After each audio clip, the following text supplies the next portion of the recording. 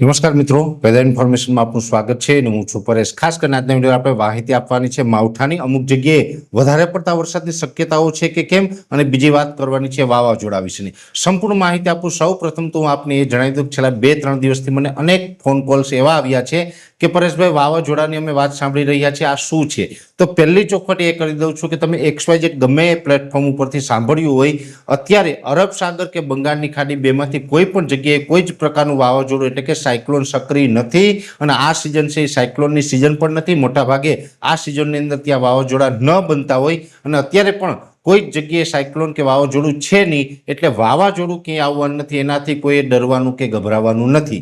હવે બીજી વાત કરવાની છે માવઠાના ઝાપટા અને વધારે વરસાદ। જો કે વધારે વરસાદની પણ ક્યાંય શક્યતા નથી। ઘણા બધા મિત્રોને એવો સવાલ આવતો હતો કે પરેશભાઈ બહુ વરસાદ પડી જશે। જેવી રીતે જોવા જઈએ તો આ વર્ષે દિવાળી પછી જે માવઠું થયું તેમાં અતિ વરસાદ પડ્યા હતા, એટલે એવી પણ ઘણા બધા મિત્રોને ડર હોય કે બીક હોય, તો એવો કોઈ ડર રાખવાની જરૂર નથી। એવું કોઈ હેવી માવઠું નથી થવાનું કે મોટા વરસાદ થવાના નથી।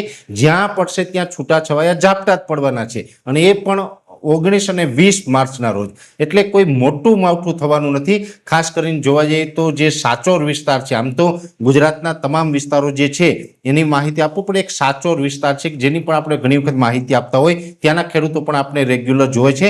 સાચોર તાલુકામાં પણ એક એવી અફવા ચાલી છે, અને ત્યાંના લોકલ રાજસ્થાનના જે વેધર એક્સપર્ટ છે એવું બતાવી રહ્યા છે કે હેવી માવઠું થવાનું છે। પણ રાજસ્થાનના સાચોર કે જાલોર વિસ્તાર હોય, બાડમેર વિસ્તાર હોય, ઉદયપુર હોય, આબુ રોડ હોય, એ કોઈ જ વિસ્તારની અંદર હેવી માવઠું થવાનું નથી। ત્યાં પણ છૂટાછવાયા ઝાપટા જ પડવાના છે, એટલે ત્યાંના ખેડૂતોએ પણ કોઈ ડર રાખવાની જરૂર નથી। બાકી આપણે ગુજરાતની અંદર 19 અને 20 તારીખે જેવી રીતે અનુમાન છે એ મુજબ કચ્છ, સૌરાષ્ટ્રના છૂટાછવાયા વિસ્તાર અને ઉત્તર ગુજરાતના જે છૂટાછવાયા વિસ્તારો છે આની અંદર માવઠાના ઝાપટા પડવાના છે।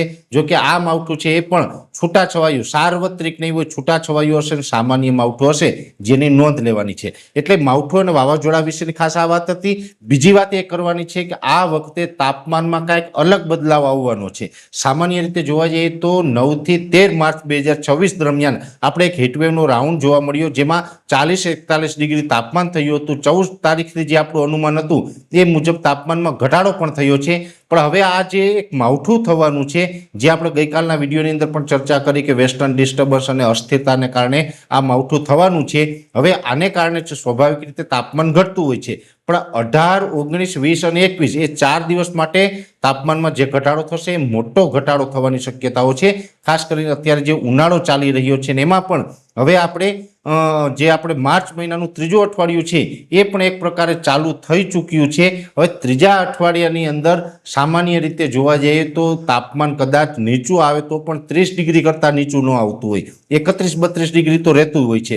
પણ 18 થી 21 તારીખ દરમિયાન જે તાપમાન નીચું આવવાનું છે, ખૂબ નીચું આવવાનું છે, જેમાં અનેક વિસ્તારની અંદર લગભગ ગુજરાતના 50 થી 60% વિસ્તારની અંદર તાપમાન છે એ 30 ડિગ્રી કરતાં પણ નીચું આવે તેવી શક્યતાઓ છે। એટલે તાપમાનમાં એક મોટો ફેરફાર થવાનો છે, એક મોટી રાહત મળવાની છે। જો કે એ રાહત હશે માત્ર 4 દિવસ માટે હશે, 18, 19 અને 20 તારીખ, 21 તારીખ, પછી 22 તારીખથી ફરીથી પાછું ધીમે ધીમે તાપમાન છે એ ઉચકાવાનું ચાલુ થઈ જશે। એટલે જે અસ્થિરતા અને વેસ્ટર્ન ડિસ્ટર્બન્સને કારણે જે માવઠું પડવાનું છે એ 19 અને 20 તારીખે મેં આપણે જણાવ્યું એમ સૌરાષ્ટ્ર, કચ્છ અને ઉત્તર ગુજરાતના છૂટાછવાયા વિસ્તારની અંદર પડવાનું છે। હમણાં કોઈ વાવાઝોડાનો કોઈ ખતરો નથી, એનાથી કોઈ ડરવાનું નથી, અને કોઈ મોટો વરસાદ નથી થવાનો, સામાન્ય ઝાપટા હશે, જેની દરેક મિત્રોએ નોંધ લેવાની છે, અને તાપમાનમાં અમુક પ્રકારના ફેરફાર થવાના છે। એટલે આ ઘણા બધા મિત્રોના છેલ્લા 2 દિવસથી જે સવાલ આવ્યા એ તમામ સવાલના જવાબના ભાગરૂપે આ વિડીયો બનાવીને આપને માહિતી આપી રહ્યા છે। વિશેષ માહિતી છે નેક્સ્ટ વિડીયોમાં આપવામાં આવશે। અત્યારે આ વિડીયોની અંદર એટલું જ। અંતમાં દરેક મિત્રોને વિનંતી રહેશે આ વિડીયોને લાઈક આપીને દરેક ગ્રુપમાં શેર કરી દેવો। જો તમે યુટ્યુબ ઉપર જોઈ રહ્યા હોય તો ચેનલને સબસ્ક્રાઇબ કરજો અને ફેસબુક પેજને ફોલો કરજો। નમસ્કાર।